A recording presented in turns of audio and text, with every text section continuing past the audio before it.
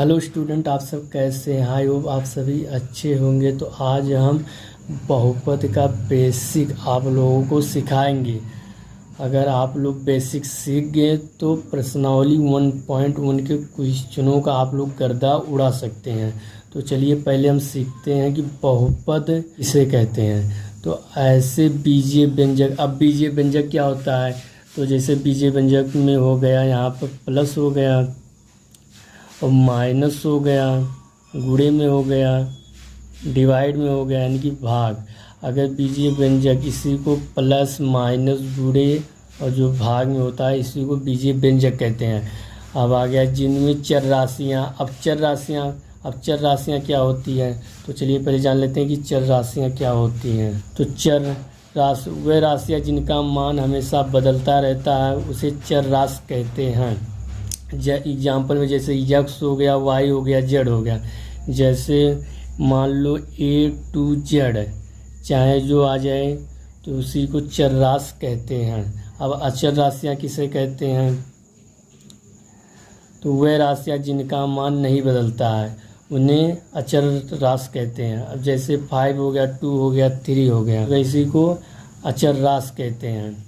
तो I hope आप लोग चर अचर समझ गए होंगे। तो चलिए अब हम बहुपद का डिफिनीशन देखते हैं।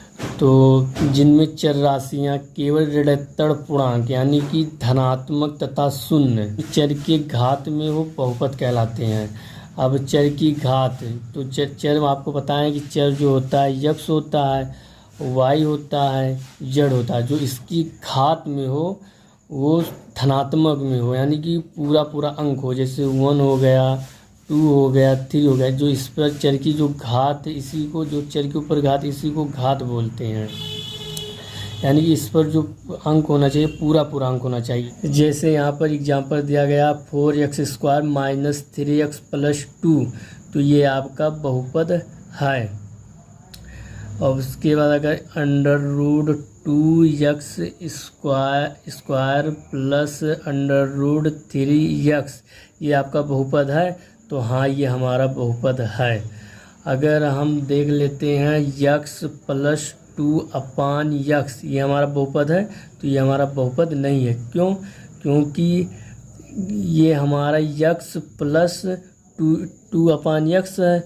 तो अगर हम यक्स को ऊपर लेके जाएंगे तो 2x⁻⁻1, तो हमारा जो यक्स के ऊपर घात है ये निगेटिव नहीं होना चाहिए, ये पूरा पूर्णांक चाहिए। हो गया 2 हो गया, 3 हो गया, इसमें मतलब पूरा पूर्णांक चाहिए, तो इसीलिए हमारा बहुपद नहीं होगा। तो आई होप आप लोग बहुपद का डिफिनीशन समझ गए होंगे। तो अब हमारा अगला हेडिंग है बहुपद की घात। अब हम बहुपद की घात कैसे पहचानेंगे?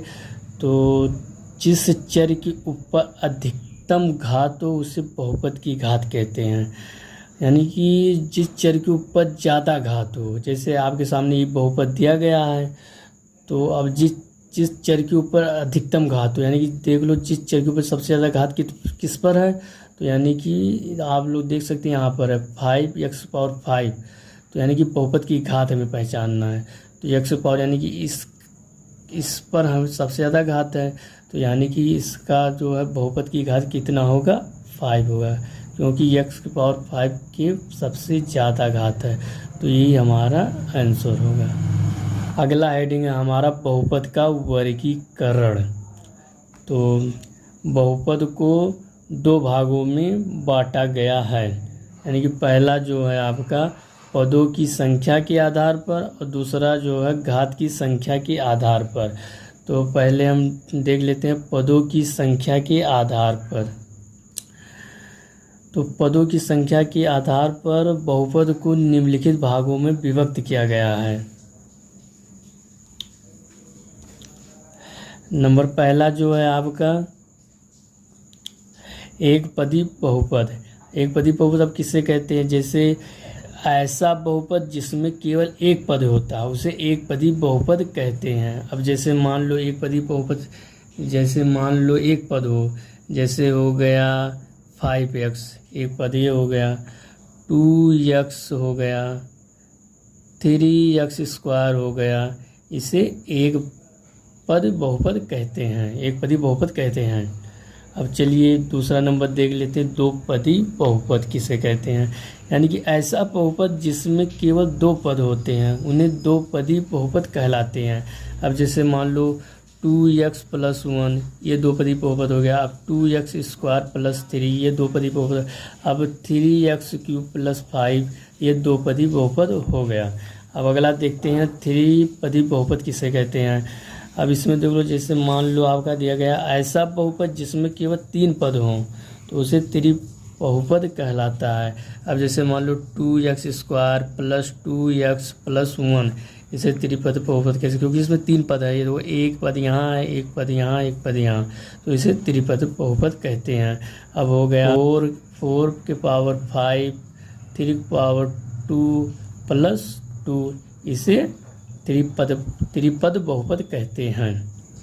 तो अब हम अगला देखेंगे दूसरा नंबर, घात की संख्या के आधार पर। तो अगला हम देखेंगे घात की संख्या के आधार पर। तो घात की संख्या के आधार पर बहुपद को निम्नलिखित भागों में बांटा गया है। तो नंबर पहला है रैखिक बहुपद। अब रैखिक बहुपद किसे कहते हैं, तो यदि किसी बहुपद में चर की उच्चतम घात 1 हो तो उसे रैखिक बहुपद कहते हैं।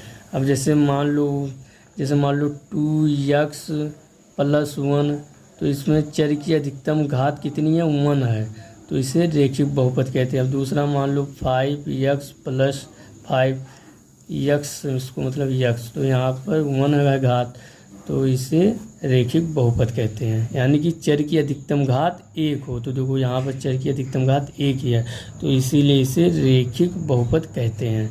अब दूसरा देख लेते हैं द्विघात बहुपद। अब यदि किसी बहुपद में चर की उच्चतम घात 2 हो तो उसे द्विघात बहुपद कहते हैं।